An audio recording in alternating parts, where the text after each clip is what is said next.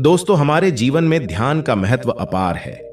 सही ध्यान और समर्पण से जीवन को कैसे सफलता की ऊंचाइयों तक ले जाया जा सकता है, यही इस कहानी के माध्यम से जानेंगे। दोस्तों, एक बार की बात है, गौतम बुद्ध अपने शिष्यों के साथ दूसरे नगर में प्रवचन के लिए जा रहे थे। काफी दूर चलने के बाद सभी शिष्य थक गए और वे फिर महात्मा बुद्ध से बोले, गुरुवर, यदि आपकी आज्ञा हो तो कुछ देर कहीं रुककर विश्राम कर लें। महात्मा बुद्ध बोले, वत्स, कहीं उचित स्थान देखकर हम वही विश्राम करेंगे। फिर कुछ देर चलने के बाद उन्हें एक खेत दिखाई दिया।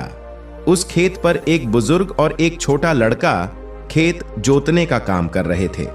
महात्मा बुद्ध ने उस बुजुर्ग से पूछा, हे मान्यवर, हम कुछ देर यहां विश्राम कर सकते हैं? तब उस बुजुर्ग ने महात्मा बुद्ध को पहचान लिया और हाथ जोड़कर उनको प्रणाम किया और कहा, है महात्मा, ये तो हमारी खुशनसीबी है कि आप हमारे खेत पर पधारे। आप वहां उस पेड़ के नीचे विश्राम करें, मैं आपके जलपान का प्रबंध करता हूं।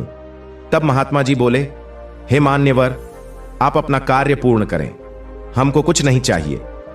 फिर भी वह बुजुर्ग नहीं माने और महात्मा जी को कुछ फल तोड़कर और उन्हें जल देकर वह बुजुर्ग अपने काम में व्यस्त हो गए। सभी शिष्य और बुद्ध ने फल और जल ग्रहण किया और सभी वही विश्राम करने लगे। फिर वह बुजुर्ग निरंतर अपना कार्य करते रहे। तभी उस बुजुर्ग का पोता काम करते करते थक गया और मन में सोचने लगा कि अभी तो आधा खेत ही जोता है और आधा खेत अभी बाकी है। अब मैं कुछ देर विश्राम कर लूं, फिर आधा खेत जोतूंगा।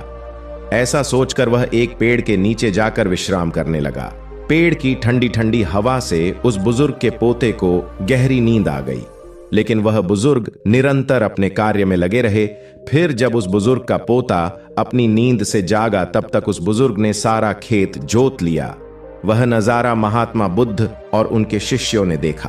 तभी बुद्ध से उनके शिष्य बोले, हे गुरुवर, इन बुजुर्ग की उम्र इतनी अधिक होने के बावजूद भी बिना विश्राम किए ही उन्होंने सारा खेत जोत लिया, और दूसरी ओर तुम्हारे पोते की उम्र उनसे छोटी होने के बावजूद भी आधा खेत जोत कर विश्राम करने चला गया।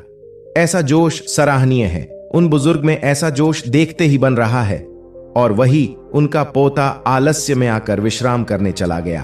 तभी बुद्ध बोले, हे वत्स, तुम्हारा कहना उचित है, पर ऐसा इसलिए हुआ क्योंकि उस बुजुर्ग का ध्यान केवल खेत जोतने पर था, न कि शरीर की थकावट पर। वही दूसरी ओर उस बालक का ध्यान खेत की जुताई पर ना होकर शरीर की थकावट पर था। इससे हमें यह शिक्षा मिलती है कि अपना ध्यान हमेशा लक्ष्य पर केंद्रित रखें और कहीं पर नहीं।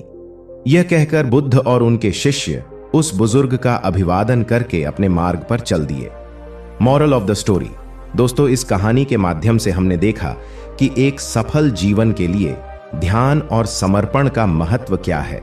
यह हमें याद दिलाता है कि अपने लक्ष्य को प्राप्त करने के लिए हमें समय समय पर विश्राम करना जरूरी है, लेकिन इसका मतलब यह नहीं है कि हमें अपने कामों में आलस्य पूर्वक ढलने की इजाजत है।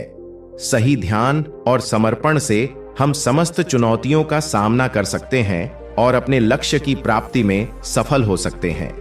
धन्यवाद।